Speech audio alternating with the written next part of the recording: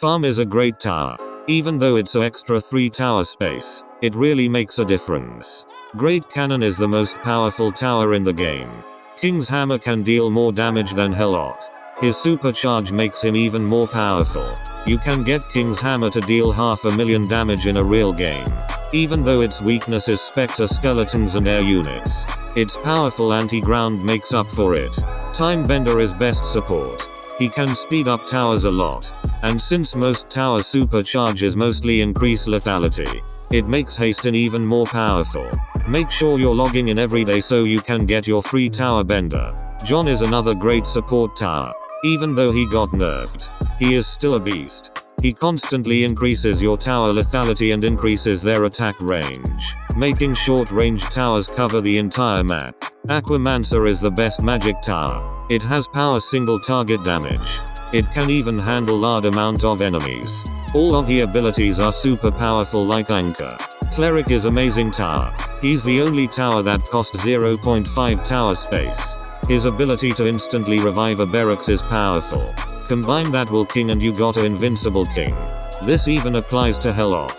Defender is very underrated. The fact that he can stall the boss infinitely, due to his high dodge chance of 65% is very useful. Definitely should be used more often. Helllock is good with his high damage and also provides a power barracks unit. He has powerful AoE, but he's very slow. King is starting to drop off but he's still a great tower. He deals so much damage per attack plus he has AoE and he has a ability which increases his damage by 300%. But his supercharge sucks. And supercharge is very important. Siphoner is another very underrated tower mainly because he is the only tower that can increase damage. And when I mean that, I mean he increases his damage every 20 seconds for the 1% of total damage inflicted capping at 100 damage. This may not seem a lot but over time he can deal 25k damage. Also he can fully heal King with one attack. And he can also instant revive. Commando is super strong. You can use him as a gold mine, but better. He is a good anti-air. His ability to do 50% physical damage and 50% magic damage makes it so they can also attack Spectre skeletons and Spectre drakes. Paladin is like a John but more on the supporting barracks side. He can support nearby barracks and increase their HP by 750 and damage by 50. This extra HP makes it so berserkers don't die to Gron and Magma Kygor. He also can increase all towers damage by 100%. Auger Solas is only good if there's a lot of high HP barracks like defenders. Auger Solas is mainly used for damage and healing. His damage is tied to how much he heals. If he's healing 20,000 then he deals 20,000 damage to all units. But the reason why he's decent but not op is that you need to commit into using your tower space for barracks if you want Auger to deal lots of damage. Rocket's battery is still very powerful AoE. It just comes down to supercharge. And his supercharge is very useless.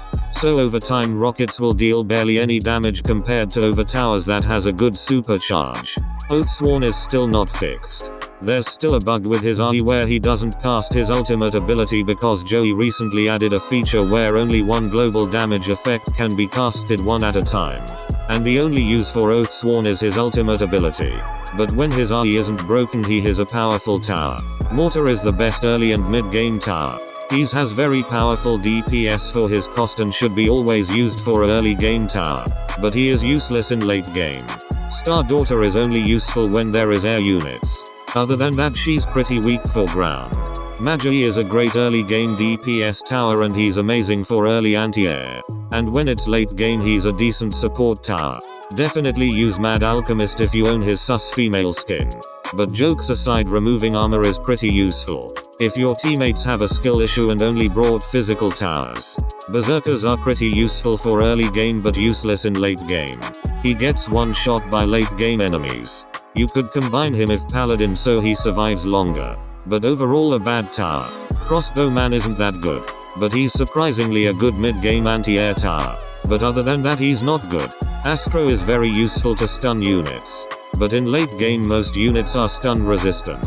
Knights are really powerful early game tower. But late game is its greatest weakness. Gold means gold gain is pretty low. Damaging units gives way more gold.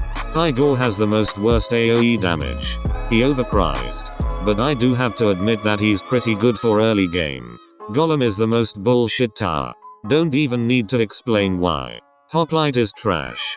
But use him if you're new. He will carry you in easy. Other than that, bad tower. And final tower is Archer. You probably already know why he's the worst tower.